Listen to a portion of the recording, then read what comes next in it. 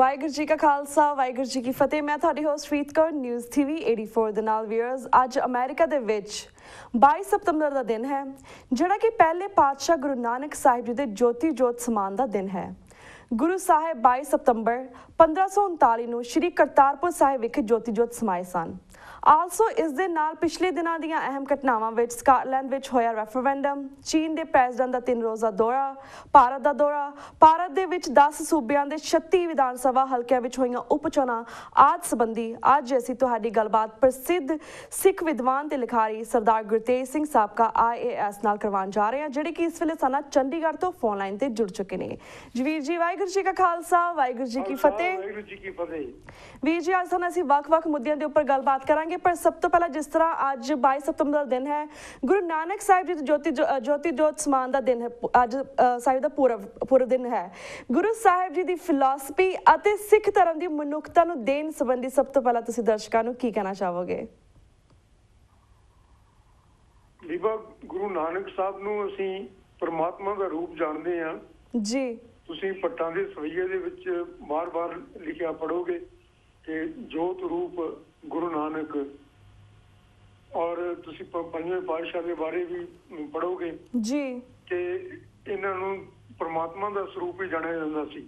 ਇਸ ਵਾਸਤੇ ਕਿ ਇਹਨਾਂ ਨੇ ਆਪਣੇ ਆਪ ਨੂੰ, ਆਪਣੀ ਸੁਰਤ ਨੂੰ ਇੰਨਾ ਉੱਚਾ ਕਰ ਲਿਆ ਸੀ ਔਰ ਇਸ ਤਰ੍ਹਾਂ ਨਾਲ ਪਰਮਾਤਮਾ ਦੇ ਵਿੱਚ ਸਮਾ ਗਏ ਸਨ ਜੀ। ਔਰ ਉਸ ਪਰਮਾਤਮਾ ਦੇ ਜਿਹੜਾ ਹੁਕਮ ਸੀ ਉਸ ਦੇ ਅਨੁਸਾਰ ਸੰਸਾਰ ਦੇ ਵਿੱਚ ਵਿਚਰਦੇ ਸਨ। ਹਾਂਜੀ, ਕਿ ਇਹਨਾਂ ਨੂੰ ਪਰਮਾਤਮਾ ਤੋਂ ਭਿੰਨ ਜਾਣਨਾ ਹਾਂਜੀ ਅਗਿਆਨਤਾ ਹੈ।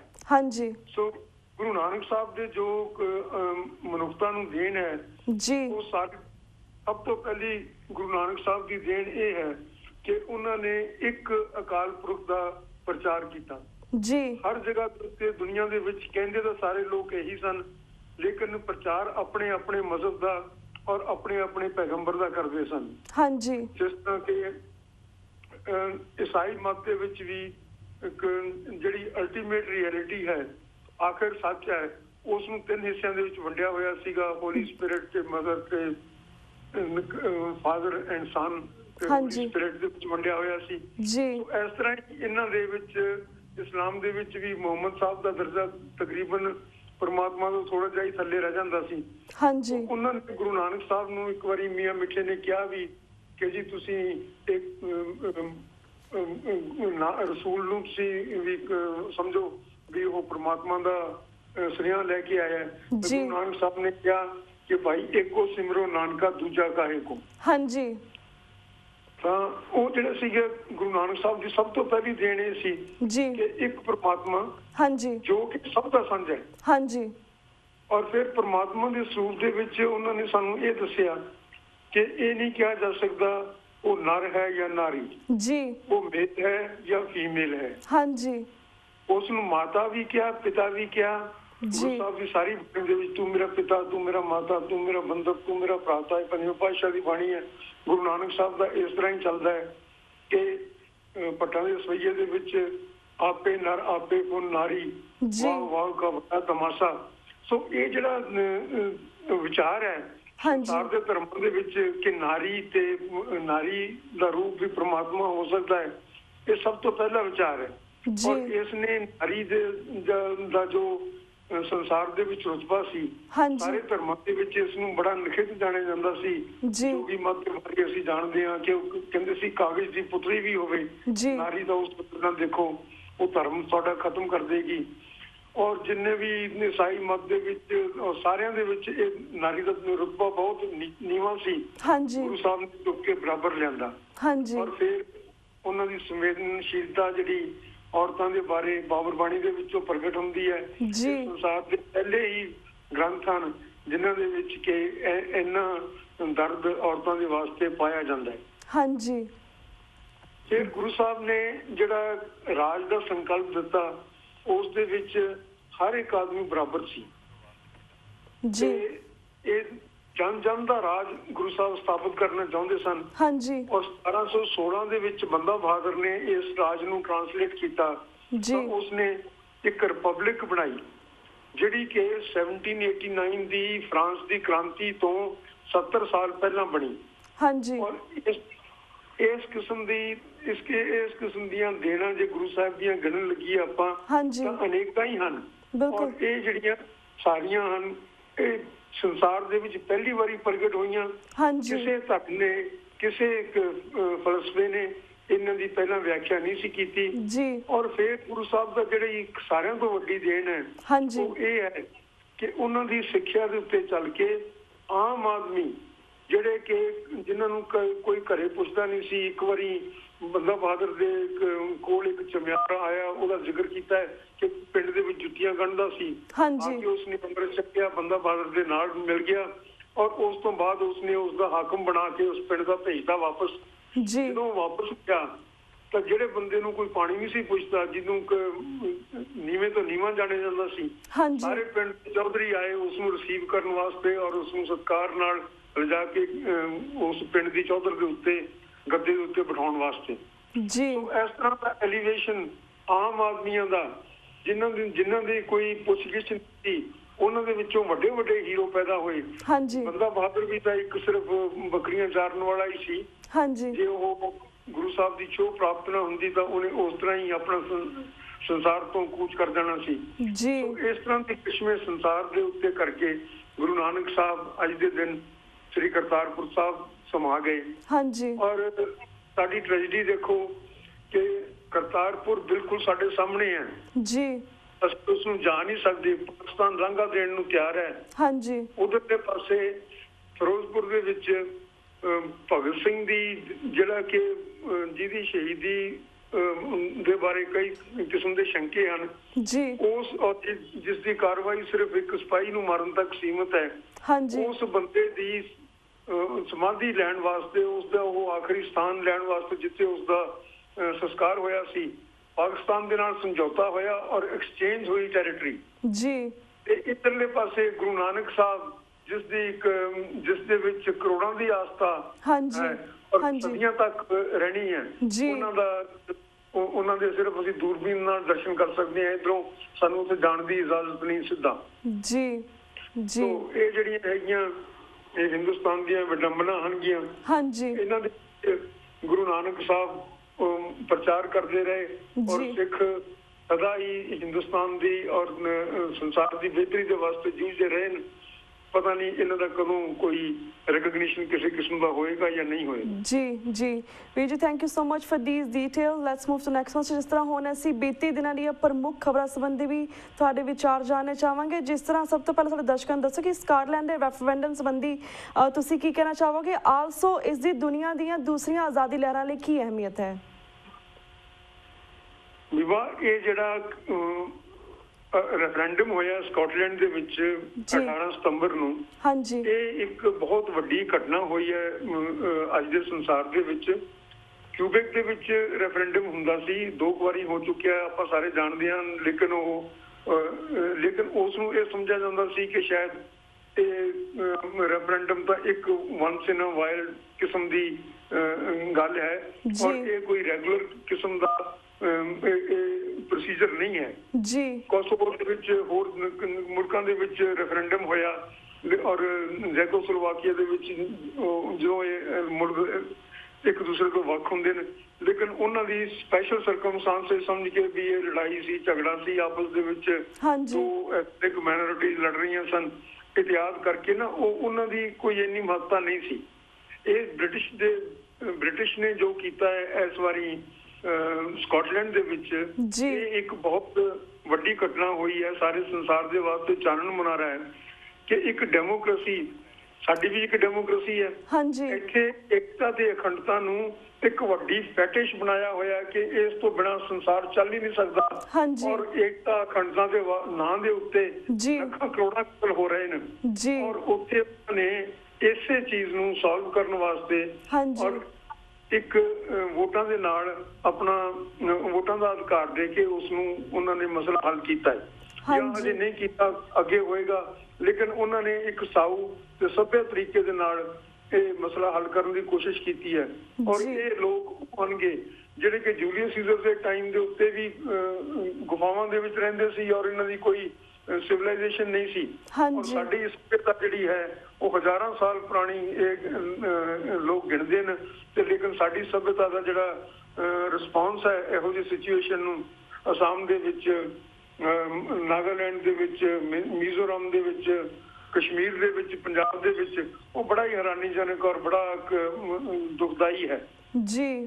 ਇਹ ਜਿਹੜਾ 1648 ਦੇ ਵਿੱਚ ਟ੍ਰੀਟੀ ਆਫ ਵੈਸਟਫੇਲੀਆ ਹੋਈ, ਹਾਂਜੀ, ਜਿਸ ਨੇ ਕਿ ਯੂਰਪ ਦੇ ਵਿੱਚ 100 ਸਾਲਾ ਵਾਰ ਤੇ 30 ਸਾਲਾ ਵਾਰ ਜਿਹੜੀ ਸੀ ਉਹਨਾਂ ਦਾ ਅੰਤ ਕੀਤਾ ਜੀ। ਉਸ ਦੇ ਵਿੱਚ ਇਹ ਸੰਕਲਪ ਉੱਭਿਆ ਸੀ ਕਿ ਇੱਕ ਨੇਸ਼ਨ, ਇੱਕ ਸਟੇਟ ਹੋਣਾ ਚਾਹੀਦਾ ਹੈ। ਹਾਂਜੀ, ਇਸ ਸੰਕਲਪ ਦੇ ਵਿੱਚ ਬਹੁਤ ਸਾਰੀਆਂ ਕਮੀਆਂ ਹਨਗੀਆਂ ਜੀ। ਉਹ ਕਮੀਆਂ ਹਨਗੀਆਂ ਕਿ ਕੋਈ ਐਸਾ ਦੇਸ਼ ਨਹੀਂ ਹੁੰਦਾ ਜਿਸ ਦੇ ਵਿੱਚ ਦੂਸਰੇ ਲੋਕ ਨਾ ਰਹਿੰਦੇ ਹੋਣ। ਹਾਂਜੀ, ਹੁਣ ਦੂਸਰੇ ਲੋਕਾਂ ਨੂੰ ਸਿਰਫ ਮਾਈਨੋਰਿਟੀ ਸਮਝ ਕੇ ਮੈਜੋਰਿਟੀ ਉਸ ਦੇ ਉੱਤੇ ਰੂਲ ਕਰੇ ਔਰ ਆਪਣੀ ਮਰਜ਼ੀ ਚਲਾਵੇ, ਇਹ ਡੈਮੋਕ੍ਰੇਸੀ ਨਹੀਂ ਹੈ ਜੀ। ਸੋ ਸਿਰਫ ਮਾਈਨੋਰਿਟੀਜ਼ ਨੂੰ ਲੁੱਕ ਆਫਟਰ ਕਰਨ ਦੇ ਨਾਲ ਹੀ ਡੈਮੋਕ੍ਰੇਸੀ ਦਾ ਸਰੂਪ ਉਗੜਦਾ ਹੈ।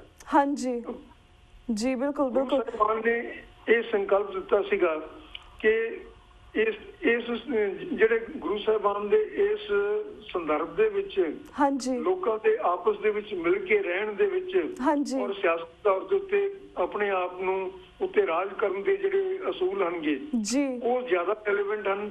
ਹਾਂਜੀ, ਟ੍ਰੀਟੀ ਆਫ ਵੈਸਟਫੇਲੀਆ ਹੁਣ ਫੇਲ ਹੋ ਚੁੱਕੀ ਹੈ ਜੀ। ਜਿਹੜੇ ਹੁਣ ਸੰਸਾਰ ਦੇ ਵਿੱਚ UNO ਬਣੀ, ਲੀਗ ਆਫ ਨੇਸ਼ਨਸ ਬਣੀ, ਹਾਂਜੀ, ਉਹ ਕੁਝ ਸਿੱਖੀ ਦੇ ਸੰਕਲਪਾਂ ਦਾ ਮੂਰਤੀਮਾਨ ਸੀ। ਹਾਂਜੀ, ਹੁਣ ਚਾਹੀਦਾ ਹੈ ਖਾਸ ਤੌਰ ਤੇ ਜਿਹੜੇ ਖਾਲਿਸਤਾਨ ਦੇ ਮੁਦਈ ਹਨਗੇ ਉਹਨਾਂ ਲੋਕਾਂ ਨੂੰ ਕਿ ਇਹ ਆਪਣੇ ਸਿੱਖੀ ਦੇ ਵਿਚਾਰ ਕਿਸ ਤਰ੍ਹਾਂ ਨਾਲ ਮਾਈਨੋਰਿਟੀਜ਼ ਦੇ ਨਾਲ ਰਹਿਣਾ ਹੈ, ਕਿਸ ਤਰ੍ਹਾਂ ਨਾਲ ਗਵਰਨ ਕਰਨਾ ਹੈ, ਗਵਰਨ ਦੇ ਬਾਰੇ ਸਿੱਖੀ ਦੇ ਕੀ ਵਿਚਾਰ ਹਨ, ਇਹ ਸਾਰੇ ਇਹਨਾਂ ਨੂੰ ਹੁਣ ਇੱਕ ਸੰਕਲਿਤ ਰੂਪ ਦੇ ਵਿੱਚ ਇਕੱਠੇ ਕਰਕੇ ਸੰਸਾਰ ਦੇ ਸਾਹਮਣੇ ਰੱਖਣੇ ਚਾਹੀਦੇ ਨੇ। ਕਿਉਂਕਿ ਹੁਣ ਡਿਬੇਟ ਹੋਏਗੀ ਕਿ ਜਿਨ੍ਹਾਂ ਮੁਲਕਾਂ ਦੇ ਵਿੱਚ ਇਸ ਤਰ੍ਹਾਂ ਦੀਆਂ ਮਾਈਨੋਰਿਟੀਜ਼ ਹਨ ਉਹਨਾਂ ਦੇ ਨਾਲ ਕਿਸ ਤਰ੍ਹਾਂ ਦਾ ਸਲੂਕ ਕੀਤਾ ਜਾਵੇ। ਇਸਲਾਮ ਨੇ ਜਿਹੜਾ ਐਕਸਪ੍ਰੈਸ਼ਨ ਹੈ ਉਹ ਇਹਨਾਂ ਦੇ ਨਾਲ ਹੀ ਆ ਗਿਆ, ਜੋ ਕਿ ਬਿਲਕੁਲ ਆਪੋਜ਼ਿਟ ਹੈ। ਇਸਲਾਮ ਨੇ ਇੱਕ ਆਪਣਾ ISIL ਬਣਾ ਕੇ ਔਰ ਉਹਨਾਂ ਨੇ ਕਿਹਾ ਕਿ ਇੱਕ ਸਾਰਾ ਸੰਸਾਰ ਇੱਕ ਹੋਣਾ ਚਾਹੀਦਾ ਹੈ ਔਰ ਉਸ ਨੂੰ ਜ਼ਬਰਦਸਤੀ ਇੱਕ ਕਰਨਾ ਹੈ ਔਰ ਫਿਰ ਉਸ ਦੇ ਅਸੂਲਾਂ ਦੇ ਉੱਤੇ ਉਸ ਨੂੰ ਸੰਸਾਰ ਨੂੰ ਚਲਾਉਣਾ ਹੈ। ਇਹ ਉਹਨਾਂ ਦਾ ਐਕਸਪ੍ਰੈਸ਼ਨ ਆ ਗਿਆ। ਡੈਮੋਕ੍ਰੇਸੀ ਦਾ ਇੱਕ ਐਕਸਪ੍ਰੈਸ਼ਨ ਸਕਾਟਲੈਂਡ ਤੋਂ ਸਾਨੂੰ ਆ ਗਿਆ। ਹੁਣ ਸਾਨੂੰ ਹਿੰਦੁਸਤਾਨ ਤੋਂ ਜਿਹੜਾ ਸਿੱਖਾਂ ਦਾ ਸੰਕਲਪ ਹੈ ਜਿਸ ਦੇ ਨਾਲ ਸਾਰਾ ਸੰਸਾਰ ਸਦਾ ਵਾਸਤੇ ਸੁਖੀ ਰਹਿ ਸਕਦਾ ਹੈ, ਉਸ ਨੂੰ ਨਿਰਧਾਰਨ ਦੀ ਲੋੜ ਹੈ।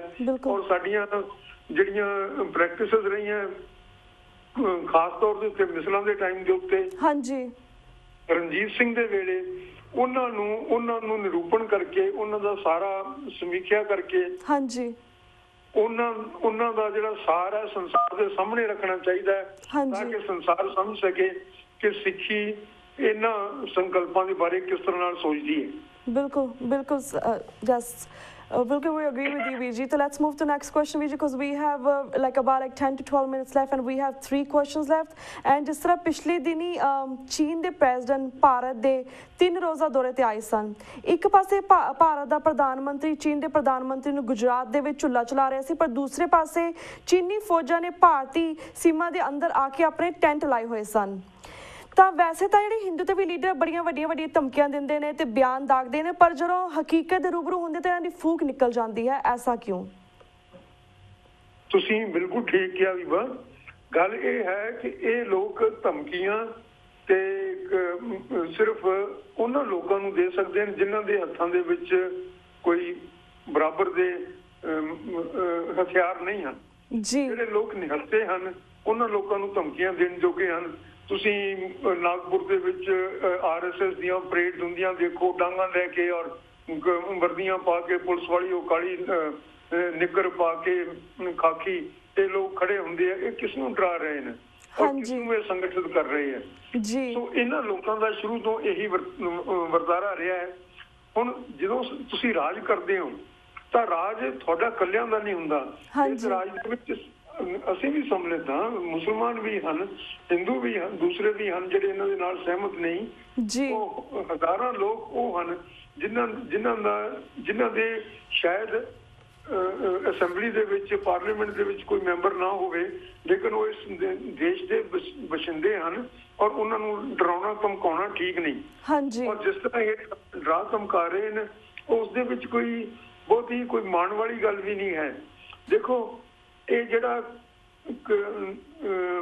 ਮਸਲਾ ਚਾਈਨਾ ਦਾ ਹੈ ਜੀ, ਇਸ ਦੇ ਉੱਤੇ ਏ.ਜੀ. ਨੂਰਾਨੀ ਦੀ ਕਿਤਾਬ ਆਈ ਸੀ ਪਿੱਛੇ ਜੇ ਕਿ ਇਹ ਜਿਹੜੀ ਬਾਉਂਡਰੀ ਹੈ Indo China boundary McMahon line ਉਸ ਦੇ ਬਾਰੇ ਬਹੁਤ ਸਾਰੇ ਨਕਸ਼ੇ ਬਣੇ ਹੋਏ ਸਨ ਅੰਗਰੇਜ਼ਾਂ ਦੇ ਵੇਲੇ ਦੇ। ਜੀ, ਪੰਡਿਤ ਜਵਾਹਰ ਲਾਲ ਨਹਿਰੂ ਨੇ ਚੀਫ ਪ੍ਰਾਈਮ ਮਿਨਿਸਟਰ ਬਣਦਿਆਂ ਸਾਰ ਉਹ ਸਾਰੇ ਦੇ ਸਾਰੇ ਨਕਸ਼ੇ ਸਾੜ ਕੇ ਔਰ ਉਹਨਾਂ ਦੀ ਜਗ੍ਹਾ ਦੇ ਉੱਤੇ ਦੂਸਰੇ ਨਕਸ਼ੇ ਰੱਖ ਲਏ।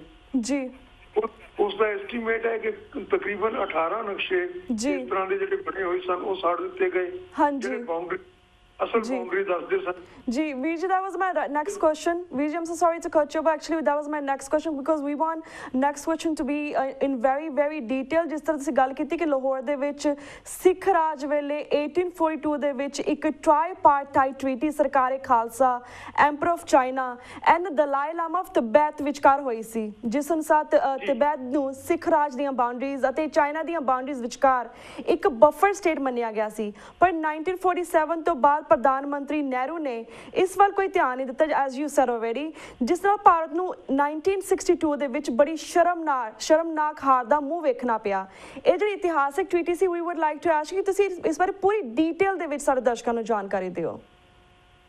ਦੇਖੋ ਜੀ, ਜਿਹੜਾ ਸਿੱਖ ਰਾਜ ਸੀ ਜੀ, ਸਿੱਖਾਂ ਦੇ ਉੱਤੇ ਇੱਕ ਸਿੱਖਾਂ ਦੇ ਦੇਸ਼ ਦੇ ਉੱਤੇ ਯਾਨੀ ਸਿੱਖ ਤਾਂ ਬਾਅਦ ਦੇ ਵਿੱਚ ਆਏ ਲੇਕਿਨ ਇਸ ਪੰਜਾਬ ਦੇ ਉੱਤੇ ਹਜ਼ਾਰਾਂ ਸਾਲਾਂ ਤੋਂ ਹਮਲੇ ਹੁੰਦੇ ਆਏ ਸੀ ਅਫਗਾਨਿਸਤਾਨ ਵੱਲੋਂ, ਈਰਾਨ ਵੱਲੋਂ ਔਰ ਇਹ ਏਸ਼ੀਆ ਵੱਲੋਂ, ਸੈਂਟਰਲ ਏਸ਼ੀਆ ਵੱਲੋਂ। ਸਿੱਖਾਂ ਨੇ ਆ ਕੇ ਇਹਨਾਂ ਹਮਲਿਆਂ ਨੂੰ ਬੰਦ ਕੀਤਾ। ਉਹਨਾਂ ਨੇ ਇੱਕ ਮੈਗਜ਼ੀਨ ਟਿਟਬਿਟਸ ਹੁੰਦਾ ਸੀ ਇੰਗਲੈਂਡ ਦੇ ਵਿੱਚ, ਉਹ ਵੈਸੇ ਤਾਂ ਨਾਂ ਦਾ ਇਸ ਤਰ੍ਹਾਂ ਦਾ ਲੇਕਿਨ ਬੜੇ ਸੀਰੀਅਸ ਪ੍ਰੋਬਲਮਸ ਉਹ ਡਿਸਕਸ ਕਰਦਾ ਸੀ। ਉਸ ਵੇਲੇ ਉਹਨਾਂ ਨੇ ਕਿਹਾ ਕਿ ਸਿੱਖ ਜੇ ਅੱਜ ਚਾਹੁਣ ਤਾਂ ਸਾਰੇ ਏਸ਼ੀਆ ਦੇ ਉੱਤੇ ਰਾਜ ਕਰ ਸਕਦੇ ਹੈ। ਹਾਂਜੀ, ਲੇਕਿਨ ਇਹ ਏਸ਼ੀਆ ਦੇ ਉੱਤੇ ਰਾਜ ਨਹੀਂ ਕਰਨਾ ਚਾਹੁੰਦੇ, ਇਹ ਸਿਰਫ ਆਪਣੀ ਨੈਚੁਰਲ ਬਾਉਂਡਰੀਜ਼ ਨੂੰ ਸਿਕਿਉਰ ਕਰਨਾ ਚਾਹੁੰਦੇ ਹੈ ਵੀ ਜਿਸ ਖਿੱਤੇ ਦੇ ਵਿੱਚ ਅਸੀਂ ਰਹਿੰਦੇ ਹਾਂ ਇਸ ਦੇ ਵਿੱਚ ਨਾ ਕੋਈ ਸਾਡੇ ਤੇ ਹਮਲਾ ਕਰੇ ਤੇ ਨਾ ਅਸੀਂ ਕਿਸੇ ਤੇ ਹਮਲਾਵਰ ਹੋਈਏ। ਸਿੱਖਾਂ ਦਾ ਇਹ ਚਾਹਨਾ ਸੀ ਔਰ ਇਸ ਨਿਸ਼ਾਨੇ ਦੇ ਅਧੀਨ ਇਹਨਾਂ ਨੇ ਕਰਾਕਰਮ ਤੱਕ ਜਿੱਥੇ ਤੱਕ ਉਹ ਹਿੰਦੂ ਕੁਸ਼ ਪਹਾੜ ਹੈ, ਪਿਸ਼ਾਵਰ ਔਰ ਇਸ ਇਲਾਕੇ ਨੂੰ ਸਿਕਿਉਰ ਕੀਤਾ ਸਭ ਤੋਂ ਪਹਿਲਾਂ। ਔਰ ਸਭ ਤੋਂ ਇਹ ਅਫਗਾਨਿਸਤਾਨ ਦੇ ਏਰੀਏ ਨੂੰ ਜਿਹੜਾ ਇੱਧਰ ਆਉਂਦਾ ਸੀ ਉਹ ਸਾਰੇ ਨੂੰ ਆਪਣੇ ਹੱਥ ਦੇ ਵਿੱਚ ਲਿਆ। ਜੰਮੂ ਕਸ਼ਮੀਰ ਇਤਿਹਾਦ ਪੰਜਾਬ ਜਿਹੜਾ ਕਿ ਅਫਗਾਨਿਸਤਾਨ ਨੂੰ ਮੁਗਲ ਐਮਪਰਰ ਨੇ ਸੀਜ਼ ਕਰਤਾ ਸੀ ਉਹ ਆਪਣੇ ਅਧੀਨ ਲਿਆ। ਔਰ ਉਸ ਤੋਂ ਬਾਅਦ ਇਹਨਾਂ ਨੇ ਦੇਖਿਆ ਕਿ ਚਾਈਨਾ ਕੋਈ ਨਾ ਕੋਈ ਮਸਲਾ ਖੜਾ ਕਰ ਸਕਦਾ ਹੈ ਕਿਸੇ ਵੇਲੇ। ਇਸ ਵਾਸਤੇ ਜ਼ੋਰਾਵਰ ਸਿੰਘ ਨੂੰ ਭੇਜਿਆ ਗਿਆ ਸਰਕਾਰ ਖਾਲਸਾ, ਔਰ ਉਹ ਸਰਕਾਰ ਖਾਲਸਾ ਦੀ ਟ੍ਰੀਟੀ 1842 ਦੇ ਵਿੱਚ ਤੁਸੀਂ ਦੱਸਿਆ ਜਿਸ ਤਰ੍ਹਾਂ ਇਹ ਹੋਈ ਔਰ ਇਹ ਟ੍ਰਾਈਪਾਰਟਾਈਟ ਟ੍ਰੀਟੀ ਸੀ। ਇਸ ਦੇ ਵਿੱਚ ਅਤੇ ਇੱਕ ਪਾਰਟੀ ਉਸ ਦੀ ਸਰਕਾਰ ਖਾਲਸਾ ਜੀਓ ਸੀ। ਸਰਕਾਰ ਖਾਲਸਾ ਜੀਓ ਦਾ ਮਤਲਬ ਹੈ ਲੋਕਾਂ ਦੀ ਰਿਪਬਲਿਕ ਲੈਡ ਬਾਈ ਦਾ ਖਾਲਸਾ। ਖਾਲਸੇ ਦੀ ਸਰਦਾਰੀ ਅਧੀਨ ਲੋਕਾਂ ਦੀ ਰਿਪਬਲਿਕ ਦੀ ਇੱਕ ਟ੍ਰੀਟੀ 1842 ਦੇ ਵਿੱਚ ਹੋਈ ਇਹਨਾਂ ਦੇ ਨਾਲ। ਇੱਕ ਦੂਸਰੇ ਪਾਸੇ ਐਮਪਰਰ ਆਫ ਚਾਈਨਾ ਸੀ, ਇੱਕ ਦਲਾਈ ਲਾਮਾ ਆਫ ਤਿੱਬਤ, ਇਹਨਾਂ ਦੇ ਵਿੱਚ ਇਹ ਟ੍ਰੀਟੀ ਹੋਈ ਸੀ। ਔਰ ਇਸ ਟ੍ਰੀਟੀ ਦੇ ਵਿੱਚ ਇਹ ਟ੍ਰੀਟੀ ਦੀ ਓਰੀਜਨਲ ਜਿਹੜੀ ਸੀ ਉਹ ਪਾਰਲੀਮੈਂਟ ਦੀ ਅਨੈਕਸੀ ਦੇ ਵਿੱਚ ਲਾਇਬ੍ਰੇਰੀ ਦੇ ਵਿੱਚ ਪਈ ਸੀ। ਜਵਾਹਰ ਲਾਲ ਨਹਿਰੂ ਨੇ ਉਸ ਦੇ ਵਿੱਚ ਉਹ ਲਫ਼ਜ਼ ਚੇਂਜ ਕਰਕੇ ਉਸ ਨੂੰ ਸਰਕਾਰ ਖਾਲਸਾ ਜੀ ਨੂੰ ਕੱਟ ਦਿੱਤਾ। ਤਾਂ ਉਹ ਇਸ ਟ੍ਰੀਟੀ ਦਾ ਫਾਇਦਾ ਉਠਾਉਣਾ ਚਾਹੁੰਦੇ ਸੀ, ਫਾਇਦਾ ਨਾ ਉਠਾ ਸਕੇ ਕਿਉਂਕਿ ਇਹ ਬੱਬਰ ਸਟੇਟ ਬਣਿਆ ਹੋਇਆ ਸੀ, ਇਸ ਦਾ ਫਾਇਦਾ ਉਠਾਉਣਾ ਚਾਹੀਦਾ ਸੀ। ਲੇਕਿਨ ਇਹ ਇੰਨੇ ਮਤਸਵੀ ਲੋਕ ਹਨ, ਇੰਨੇ ਆਪਣੇ ਧਰਮ ਦੇ ਵਿੱਚ ਇਹ ਗਲਤਾਨ ਹਨ ਵਿਚਾਰਾਂ ਨੂੰ ਲੈ ਕੇ ਕਿ ਇਹ ਆਪਣੇ ਨੱਕ ਵੀ ਕੱਟ ਸਕਦੇ ਆ ਆਪਣੇ ਮੂੰਹ ਦੀ ਬੇਅਦਬੀ ਕਰਨ ਵਾਸਤੇ। ਸੋ ਇਹਨਾਂ ਲੋਕਾਂ ਨੇ ਇਸ ਤਰ੍ਹਾਂ ਦਾ ਵਤੀਰਾ ਅਖਤਿਆਰ ਕੀਤਾ ਔਰ ਉਸ ਤੋਂ ਬਾਅਦ 1962 ਜਿਹੜੀ ਲੜਾਈ ਹੋਈ ਹੈ, ਇੱਕ ਫੌਜੀ ਕਹਿਣ ਲੱਗਿਆ, ਇੱਕ ਜਨਰਲ ਮੈਨੂੰ ਕਹਿਣ ਲੱਗਿਆ ਫੌਜੀ ਮੈਂ ਉਹਨੂੰ ਪੁੱਛਿਆ ਵੀ ਇਹ ਕਿਸ ਤਰ੍ਹਾਂ ਦੀ ਲੜਾਈ ਸੀ ਜੀ। ਉਹ ਕਹਿੰਦਾ ਜੀ ਕਿ this was the most shameful battle ever fought by man ever since he started walking on 2 feet। ਹਾਂਜੀ। ਸੋ ਇਹ ਇਹਨਾਂ ਦਾ ਕੰਟਰੀਬਿਊਸ਼ਨ ਹੈ ਜੀ। ਔਰ 50,000 ਸਕੁਅਰ ਕਿਲੋਮੀਟਰ ਇਹ ਕਸ਼ਮੀਰ ਉਸ ਵੇਲੇ ਇਹਨਾਂ ਨੇ ਤਿੱਬਤ ਦੇ ਉੱਤੇ ਵੀ ਕਬਜ਼ਾ ਕਰ ਲਿਆ। ਹਾਂਜੀ। ਤੇ 50,000 ਕਿਲੋਮੀਟਰ ਏਰੀਏ ਦੇ ਉੱਤੇ ਹਿੰਦੁਸਤਾਨ ਦੇ ਉੱਤੇ ਇਹਨਾਂ ਨੇ ਕਬਜ਼ਾ ਕਰ ਲਿਆ। 12,000 ਕਿਲੋਮੀਟਰ ਇਹਨਾਂ ਨੇ ਲੜਾਈ ਦੇ ਦੌਰਾਨ ਫਿਰ ਕਬਜ਼ਾ ਕਰ ਲਿਆ। ਹਾਂਜੀ। ਉਸ ਵੇਲੇ ਮੈਂ ਦੇਹਰਾਦੂਨ ਪੜ੍ਹਦਾ ਸੀ, ਸਾਡਾ MP ਹੁੰਦਾ ਸੀਗਾ ਮਹਾਂਵੀਰ ਤਿਆਗੀ। ਹਾਂਜੀ। ਤੇ ਪੰਡਿਤ ਨਹਿਰੂ ਨੇ ਪਾਰਲੀਮੈਂਟ ਦੇ ਵਿੱਚ ਉੱਠ ਕੇ ਕਿਹਾ ਕਿ ਜਿਹੜਾ ਉਹ ਇਲਾਕਾ ਹੈ ਜਿਸ ਦੀ ਤੁਸੀਂ ਗੱਲ ਕਰ ਰਹੇ ਹੋ ਉੱਥੇ ਤਾਂ ਇੱਕ ਘਾਹ ਦਾ ਤਿਨਕਾ ਵੀ ਨਹੀਂ ਹੁੰਦਾ। ਯਾਨੀ ਕਿ ਇਹ ਉਸ ਨੂੰ ਸੀ ਕਿ ਇਹ ਟੈਰੀਟਰੀ ਬੇਕਾਰ ਹੈ, ਜੇ ਕਰ ਵੀ ਲਈ ਤਾਂ ਕੀ ਹਰਜ਼ ਹੈ। ਹਾਂਜੀ। ਉਸਨੇ ਮਹਾਂਵੀਰ ਤਿਆਗੀ ਨੇ ਉੱਠ ਕੇ, ਉਹ ਗੰਜਾ ਸੀ ਬਿਲਕੁਲ ਸਿਰ ਤੋਂ, ਉਸਨੇ ਆਪਣੇ ਸਿਰ ਤੇ ਹੱਥ ਫੇਰ ਕੇ ਕਿਹਾ ਜੀ ਮੇਰੇ ਸਿਰ ਦੇ ਉੱਤੇ ਵੀ ਇੱਕ ਵਾਲ ਨਹੀਂ ਆਉਂਦਾ, ਇਹ ਵੀ ਚੀਨ ਨੂੰ ਦੇ ਦਿਓ। ਯਾਨੀ ਕਿ ਇੱਥੇ ਇਹ ਇਨਸੈਂਸਿਟਿਵ ਲੋਕ ਹਨਗੇ ਔਰ ਜਿਹੜੇ ਇੰਨੇ ਮੁਤਸਵੀ ਹਨਗੇ ਕਿ ਇਹ ਆਪਣੇ ਧਰਮ ਦੇ ਅਕੀਦਿਆਂ ਨੂੰ ਪਾਲਣ ਵਾਸਤੇ ਇਹ ਆਪਣੀ ਮੁਲਕ ਦਾ ਜਾਂ ਜੋ ਇਹ ਧਰਮ ਸਮਝਦੇ ਨੇ ਆਪਣਾ ਉਸ ਨੂੰ ਪਾਲਣ ਵਾਸਤੇ ਆਪਣੇ ਮੁਲਕ ਦਾ ਨੁਕਸਾਨ ਵੀ ਕਰ ਸਕਦੇ ਨੇ। ਔਰ ਇਸ ਤਰ੍ਹਾਂ ਨਾਲ ਇਹ ਹੋਇਆ ਜੀ। ਇਹ ਜਿਹੜੇ ਨਕਸ਼ੇ ਵਗੈਰਾ ਹੁੰਦੇ ਨੇ ਇਸ ਤਰ੍ਹਾਂ ਨਹੀਂ ਹੁੰਦੇ ਕਿ ਤੁਸੀਂ ਇਹਨਾਂ ਨੂੰ ਸਾੜ ਦਿਓ ਤੇ ਫਿਰ ਸਾਰੀਆਂ ਸੱਚਾਈਆਂ ਜਿਹੜੀਆਂ ਉਹ ਲੁਕ ਜਾਂਦੀਆਂ ਨੇ। ਚੀਨ ਹਜ਼ਾਰਾਂ ਸਾਲ ਪੁਰਾਣੀ ਸਭਿਅਤਾ ਹੈ, ਉਹ ਇਹਨਾਂ ਦੀ ਗਿੱਦੜ ਧਮਕੀਆਂ ਦੇ ਸਾਹਮਣੇ ਨਹੀਂ ਝੁਕ ਸਕਦਾ। ਜੇ ਉਸ ਦਾ ਮੁਕਾਬਲਾ ਕਰਨਾ ਹੈ ਤਾਂ ਗੁਰਬਾਣੀ ਕਹਿੰਦੀ ਹੈ ਕਿ ਬਾਝੋਂ ਹੱਥ ਕਰਾ ਰਿਆਂ ਵੈਰੀ ਮਿੱਤ ਨਾ ਹੋ। ਤੁਸੀਂ ਉਹਨਾਂ ਦੇ ਨਾਲ ਜਾਂ ਤਾਂ ਤੁਸੀਂ ਬਰਾਬਰ ਦੇ ਹੋ ਕੇ ਗੱਲ ਕਰੋ। ਇਹਨੇ 1962 ਤੋਂ ਬਾਅਦ ਅੱਜ ਤੱਕ ਕਿੰਨੇ ਸਾਲ ਹੋ ਗਏ ਨੇ ਇਹਨਾਂ ਨੇ ਉਸ ਇਲਾਕੇ ਦੇ ਵਿੱਚ ਆਵਾਜਾਈ ਇੰਪਰੂਵ ਨਹੀਂ ਕੀਤੀ, ਸੜਕਾਂ ਨਹੀਂ ਬਣਾਈਆਂ। ਚੀਨ ਦੀ ਸੜਕ, ਚੀਨ ਦੀ ਰੇਲ ਤੱਕ ਉਸ ਏਰੀਏ ਦੇ ਵਿੱਚ ਆ ਚੁੱਕੀ ਹੈ, ਲੇਕਿਨ ਇਹ ਸੜਕਾਂ ਵੀ ਪੂਰੀਆਂ ਨਹੀਂ ਬਣਾ ਸਕੇ। ਸੋ ਇਹ ਜਿਹੜੇ ਮਸਲੇ ਹਨਗੇ ਇਹਨਾਂ ਨੂੰ ਹੱਲ ਕਰਨ ਦਾ ਹੋਰ ਤਰੀਕਾ ਹੈ ਔਰ ਇਸ ਨੂੰ ਹਿੰਦੁਸਤਾਨ ਦੀਆਂ ਧਮਕੀਆਂ ਨਾ ਤਾਂ ਪਾਕਿਸਤਾਨ ਦੇ ਉੱਤੇ ਕਾਮਯਾਬ ਹੋਈਆਂ, ਹੁਣ ਪਿੱਛੇ ਜੇ ਤੁਸੀਂ ਦੇਖਿਆ ਉਹ ਬਰਾਬਰ ਹਮਲੇ ਕਰ ਰਹੇ ਨੇ ਹਿੰਦੁਸਤਾਨ ਦੇ ਉੱਤੇ, ਤੇ ਨਾ ਹੀ ਨਾਲ ਕਾਮਯਾਬ ਹੋ ਸਕਦੀਆਂ। जी जी बिल्कुल Vijay, thank you so much for all these details. We have 3 minutes left at the end. I would like to ask you, ਜਿਸ ਤਰ੍ਹਾਂ ਹੁਣ ਅਸੀਂ ਪਿਛਲੇ ਦਿਨਾਂ ਦੀਆਂ 10 ਰਾਜਾਂ ਦੀਆਂ ਵਿਧਾਨ ਸਭਾ ਜਿਹੜੀਆਂ ਲੋਕ ਸਭਾ ਤੇ ਵਿਧਾਨ ਸਭਾ ਚੋਣਾਂ ਹੋਈਆਂ ਨੇ, ਇਸ ਬਾਰੇ ਵੀ ਗੱਲਬਾਤ ਕਰਾਂਗੇ। ਇਹਨਾਂ ਚੋਣਾਂ ਵਿੱਚ BJP ਨੂੰ ਬੜੀ ਨਮੋਸ਼ੀ ਭਰੀ ਹਾਰ ਹੋਈ ਹੈ। ਤੁਸੀਂ ਇਹਨਾਂ ਚੋਣ ਨਤੀਜੇ ਨੂੰ ਕਿਵੇਂ ਵੇਖਦੇ ਹੋ? ਇਸ ਬਾਰੇ ਪੂਰੀ ਡਿਟੇਲ ਦੇ ਵਿੱਚ 3 ਮਿੰਟ ਦੇ ਅੰਦਰ ਜਾਣਕਾਰੀ ਦਿਓ। ਬੀਬਾ ਇਸ ਤਰ੍ਹਾਂ ਹੈ ਕਿ ਇਹ ਜਿਹੜੀਆਂ ਚੋਣਾਂ ਹੋਈਆਂ ਨੇ ਇਹਨਾਂ ਦਾ ਮਹੱਤਵ ਇਹ ਹੈ, ਦੇਖੋ ਸਿਰਫ 4 ਮਹੀਨੇ ਪਹਿਲਾਂ ਤਾਂ ਦੂਸਰੀਆਂ ਚੋਣਾਂ ਹੋਈਆਂ ਜੀ ਲੋਕ ਸਭਾ ਦੀਆਂ, ਜਿਨ੍ਹਾਂ ਦੇ ਵਿੱਚ ਹਾਲਾਂਕਿ BJP ਨੂੰ 31% ਵੋਟ ਮਿਲੀ ਹੈ ਸਾਰੇ ਹਿੰਦੁਸਤਾਨ ਦੇ ਵਿੱਚ, ਲੇਕਿਨ ਫਿਰ ਵੀ ਉਹਨਾਂ ਨੂੰ 2/3 ਮੈਜੋਰਿਟੀ ਮਿਲ ਗਈ ਹੈ। ਇਹ ਜਿਹੜੀ ਇਸ ਤਰ੍ਹਾਂ ਦੀ ਚੋਣ ਪ੍ਰਣਾਲੀ ਹੈ ਜਿਸ ਦੇ ਵਿੱਚ ਥੋੜੀ ਜਿਹੀ ਮੈਜੋਰਿਟੀ ਨਾਲ ਕੋਈ ਬੰਦਾ ਜਿੱਤ ਜਾਂਦਾ ਹੈ, ਇਸ ਚੋਣ ਪ੍ਰਣਾਲੀ ਦਾ ਇਹੋ ਜਿਹੇ ਨਤੀਜੇ ਨਿਕਲਦੇ ਹੈ, ਕਈ ਵਾਰੀ ਨਿਕਲ ਚੁੱਕੇ ਨੇ। ਇਸ ਤੋਂ ਪਹਿਲਾਂ ਰਾਜੀਵ ਗਾਂਧੀ ਵੀ ਮਾਈਨੋਰਿਟੀ ਵੋਟ ਦੇ ਨਾਲ, ਔਰ ਕਾਂਗਰਸ ਨਹਿਰੂ ਦੇ ਸਮੇਂ ਦੇ ਉੱਤੇ ਵੀ, ਇੰਦਰਾ ਗਾਂਧੀ ਦੇ ਸਮੇਂ ਦੇ ਉੱਤੇ ਵੀ ਮਾਈਨੋਰਿਟੀ ਵੋਟ ਨਾਲ ਰਾਜ ਕਰਦੀ ਰਹੀ ਹੈ। ਸੋ ਇਹਨਾਂ ਨੂੰ 2/3 ਮੈਜੋਰਿਟੀ ਮਿਲੀ। ਇਸ ਦੇ ਨਾਲ ਇਹਨਾਂ ਨੂੰ ਕੁਝ ਆਪਣੇ ਅੰਦਰ ਝਾਤੀ ਮਾਰ ਕੇ ਔਰ ਆਪਣੀਆਂ ਜਿਹੜੀਆਂ ਇਹ ਧਾਰਨਾਵਾਂ ਪ੍ਰਚਾਰ ਰਹੇ ਸਨ ਉਹਨਾਂ ਦੇ ਵਿੱਚ ਸੋਧ ਕਰਨੀ ਚਾਹੀਦੀ ਸੀ। ਤਾਂ ਇਹਨਾਂ ਨੇ ਸੋਚਿਆ ਕਿ ਸਾਨੂੰ 2/3 ਮੈਜੋਰਿਟੀ ਮਿਲ ਗਈ ਹੈ, ਇਸ ਕਰਕੇ ਲੋਕਾਂ ਨੇ ਸਾਡੀ ਜਿਹੜੀ ਮਾਈਨੋਰਿਟੀਜ਼ ਦੇ ਬਰਖਲਾਫ, ਘੱਟ ਗਿਣਤੀਆਂ ਦੇ ਬਰਖਲਾਫ, ਮੁਸਲਮਾਨਾਂ ਸਿੱਖਾਂ ਦੇ ਬਰਖਲਾਫ ਜੋ ਅਸੀਂ ਪ੍ਰਚਾਰ ਕਰ ਰਹੇ ਹਾਂ ਉਹ ਲੋਕਾਂ ਨੇ ਐਕਸੈਪਟ ਕਰ ਲਿਆ।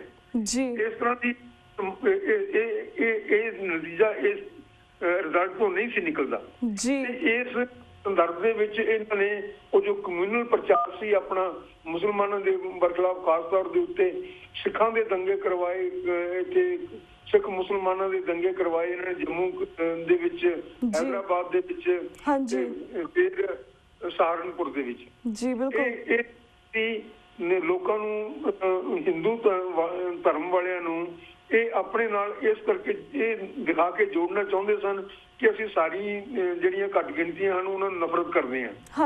ਹੁਣ ਨਫ਼ਰਤ ਜਿਹੜੀ ਹੈ ਇਹ ਡੈਮੋਕ੍ਰੇਸੀ ਦੇ ਵਿੱਚ, ਲੋਕ ਰਾਜ ਦੇ ਵਿੱਚ ਇਹ ਕੋਈ ਬਹੁਤ ਹੀ ਕਾਰਗਰ ਸਾਬਤ ਨਹੀਂ ਹੋ ਸਕਦੀ ਜੀ। ਇਹ ਹੁਣ ਉਸ ਤੋਂ 3 ਮਹੀਨੇ ਬਾਅਦ ਹੀ, 4 ਮਹੀਨੇ ਬਾਅਦ ਹੀ ਚੋਣਾਂ ਹੋਈਆਂ, ਬਾਈ ਇਲੈਕਸ਼ਨਸ ਹੋਏ, ਜਿਹੜੀਆਂ ਸੀਟਾਂ ਖਾਲੀ ਹੋਈਆਂ ਸਨ ਉਹ ਭਰੀਆਂ ਗਈਆਂ। ਔਰ ਇਹ ਗੁਜਰਾਤ ਦੇ ਵਿੱਚ, ਯੂਪੀ ਦੇ ਵਿੱਚ, ਜਿੱਥੇ ਇਹਨਾਂ ਨੂੰ ਬੜੀ ਖਾਸ ਤੌਰ ਤੇ ਰਾਜਸਥਾਨ ਦੇ ਵਿੱਚ ਜਿੱਥੇ ਇਹਨਾਂ ਨੂੰ ਮੈਜੋਰਿਟੀ ਦੇ ਨਾਲ ਲੋਕਾਂ ਨੇ ਜਿਤਾਇਆ ਸੀ, ਉਹਨਾਂ ਦੇ ਸਾਰੀਆਂ ਉਹ ਵਿਰੋਧੀ ਪਾਰਟੀਆਂ ਇਹਨਾਂ ਦੀਆਂ ਜਿੱਤ ਗਈਆਂ ਜੀ। ਯਾਨੀ ਕਿ ਲੋਕਾਂ ਨੇ ਜੋ ਇਹਨਾਂ ਦੇ ਵਿਚਾਰ ਸੀ, ਇੱਕ ਤਾਂ ਇਹਨਾਂ ਦਾ ਸੱਚ ਨਹੀਂ ਮੰਨਿਆ ਉਹਨਾਂ ਨੇ। ਇਹਨਾਂ ਨੇ ਬੜੇ ਵੱਡੇ ਵਾਅਦੇ ਕੀਤੇ ਸਨ ਕਿ ਅਸੀਂ ਅਸਮਾਨ ਢਾ ਦਿਆਂਗੇ, ਅਸੀਂ ਤੁਹਾਨੂੰ ਇੱਕ ਦਿਨ ਦੇ ਵਿੱਚ ਸਿੱਧਾ ਕਰ ਦਿਆਂਗੇ, ਅਸੀਂ ਚੀਨ ਨੂੰ ਸਿੱਧੇ ਰਾਹ ਤੇ ਲਿਆਵਾਂਗੇ, ਇਹ ਕਰਾਂਗੇ, ਉਹ ਕਰਾਂਗੇ। ਉਹ ਸਾਰਾ ਕੁਝ ਹੋ ਨਹੀਂ ਸਕਿਆ ਜੀ। ਬਿਲਕੁਲ ਲੋਕ ਇਹਨਾਂ ਕੋਲੋਂ ਡਿਸਅਪਾਇੰਟ ਹੋ ਗਏ, ਉਹਨਾਂ ਨੇ ਉਹਨਾਂ ਦੇ ਮਨ ਖੱਟੇ ਹੋ ਗਏ ਕਿ ਇਹ ਲੋਕ ਤਾਂ ਕੁਝ ਵੀ ਕਰਨ ਜੋਗੇ ਨਹੀਂ, ਸਿਰਫ ਗੱਲਾਂ ਹੀ ਕਰਨ ਜੋਗੇ ਨੇ। ਬਿਲਕੁਲ। ਸੋ ਇਸ ਕਰਕੇ ਇਹਨਾਂ ਨੇ ਇਹ ਜਿਹੜੇ ਚੋਣਾਂ ਹੋਈਆਂ ਇਹਨਾਂ ਦੇ ਵਿੱਚ ਇਹਨਾਂ ਨੂੰ ਹਾਰ ਦਾ ਮੂੰਹ ਵੇਖਣਾ ਪਿਆ ਜੀ। ਬਿਲਕੁਲ। ਹੁਣ ਜੇ ਇਸ ਤਰ੍ਹਾਂ ਹੀ ਇਹ ਕਰਦੇ ਰਹਿਣਗੇ ਤਾਂ ਦੇਖੋ ਦਿੱਲੀ ਦੇ ਵਿੱਚ ਜਿੱਥੇ ਕਿ ਸਭ ਤੋਂ ਵੱਧ ਪ੍ਰਭਾਵ ਇਹਨਾਂ ਦਾ ਹੋਣਾ ਚਾਹੀਦਾ, ਜਿੱਥੇ ਕਹਿੰਦੇ ਆ ਬਾਰ-ਬਾਰ ਵੀ ਅਸੀਂ ਜੀ ਬੜੇ ਸੂਰਮੇ ਆ, ਅਸੀਂ ਇਹ ਕਰ ਸਕਦੇ ਹਾਂ, ਲੇਕਿਨ ਉਸ ਦਿੱਲੀ ਦੇ ਵਿੱਚ ਚੋਣਾਂ ਕਰਵਾਉਣ ਨੂੰ ਤਿਆਰ ਨਹੀਂ ਜੀ। ਬਿਲਕੁਲ। ਔਰ ਨਾ ਕੋਈ ਸਰਕਾਰ ਬਣਨ ਦੇ ਰਹੇ ਨੇ।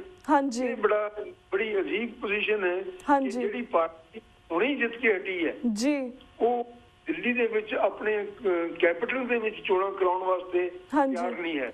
ਇਸ ਤੋਂ ਇਹਨਾਂ ਦੀ ਕਮਜ਼ੋਰੀ ਜ਼ਾਹਰ ਹੁੰਦੀ ਹੈ ਜੀ। ਬਿਲਕੁਲ। ਹਿੰਦੂਤਵੀ ਪਾਲਿਸੀਆਂ ਹਨ, ਇਹਨਾਂ ਨੂੰ ਛੱਡਣੀਆਂ ਪੈਣਗੀਆਂ ਤਾਂ ਹੀ ਇਹ ਇੱਥੇ ਕਾਮਯਾਬ ਹੋ ਸਕਦੇ ਨੇ ਜੀ। ਬਿਲਕੁਲ। ਥੈਂਕ ਯੂ ਸੋ ਮਚ ਵੀਰ ਜੀ, ਤੁਸੀਂ ਆਪਣੇ ਵਿਚਾਰ ਸਾਡੇ ਦਰਸ਼ਕਾਂ ਨਾਲ ਸਾਂਝੇ ਕੀਤੇ, ਪੂਰੇ ਕੁਐਸਚਨਸ ਤੁਸੀਂ ਡੀਟੇਲ ਦੇ ਨਾਲ ਪੂਰਾ ਵੇਰਵਾ ਦਿੱਤਾ। Thank you so much for your time. ਇਸੇ ਤਰ੍ਹਾਂ ਸਮੇਂ-ਸਮੇਂ ਵੱਖ-ਵੱਖ ਮੁੱਦਿਆਂ ਦੇ ਉੱਪਰ ਅਸੀਂ ਤੁਹਾਡੇ ਵਿਚਾਰ ਲੈਂਦੇ ਰਵਾਂਗੇ ਦਰਸ਼ਕਾਂ ਦੇ ਲਈ, ਪਰ ਹੁਣ ਵਕਤ ਹੋ ਗਿਆ ਤੁਹਾਡੇ ਕੋਲ ਇਜਾਜ਼ਤ ਲੈਣ ਦਾ ਵੀਰ ਜੀ। ਵਾਹਿਗੁਰੂ ਜੀ ਕਾ ਖਾਲਸਾ, ਵਾਹਿਗੁਰੂ ਜੀ ਕੀ ਫਤਿਹ। Thank you. You're welcome. Viewers, वक्त हो गया ਤੁਹਾਡੇ ਕੋਲ ਇਜਾਜ਼ਤ ਲੈਣ ਦਾ। ਕੱਲ ਨੂੰ ਮਿਲਾਂਗੇ ਸੇਮ ਟਾਈਮ ਸੇਮ ਸ਼ੋਅ ਤੇ। ਤਦ ਤੱਕ ਲਈ ਵਾਹਿਗੁਰੂ ਜੀ ਕਾ ਖਾਲਸਾ, ਵਾਹਿਗੁਰੂ ਜੀ ਕੀ ਫਤਿਹ।